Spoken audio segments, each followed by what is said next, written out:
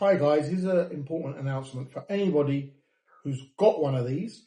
This is called a BRP card, or who hasn't got one of these. Now, on a BRP card, it's evidence of your visa and your right to stay here.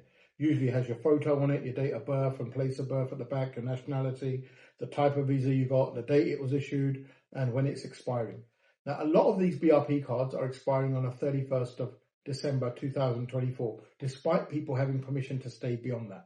The reason for that is that from next year, from the 1st of January, these cards are no longer going to be valid. And the whole system is going to be switched into something called an e-visa system. So all your digital biometrics are going to be logged onto a computer, and it's all going to be done digitally. Then this information that's on this card will be transferred onto the computer. Now, for those people who've got a card and it's running out in December, you don't have to do anything at the moment. You should wait until the Home Office email you. For those people who haven't got a card, and this is mainly the elderly people who came here quite a while ago, they usually have stamps in their passports or stickers in their passports. Now, and they haven't made a card. If they haven't made a card, then the first thing they need to do is to make a card.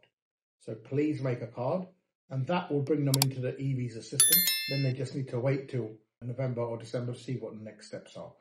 Because after December this year, 2024, so in January 2025, those stickers won't be valid anymore. And if you haven't had a card or have a card and you're not logged onto the digital system, then you won't be allowed back into the country, or that will not be evidence of your right to work. So what you need to do, like I said, is if you've got a card, one of these, and it's ending in December 2024, just sit there and wait. If you haven't got a card, but you've got an indefinite stamp, then you need to make one of these cards. That can be done by any immigration lawyer can do it, or you can go into the Home Office website and have a go yourself. So it's really important. They're the new changes that are coming in. Why are these changes coming in? These changes are coming in to combat fraud and to make the system much more streamlined, make it much more efficient. There was a lot of fraud going on with these cards in respect to there were duplicate cards being made, but also people coming on visas and not complying with the condition.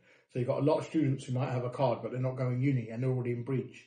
So, or people might have one of these spouse visas, but they're not living with the spouse anymore.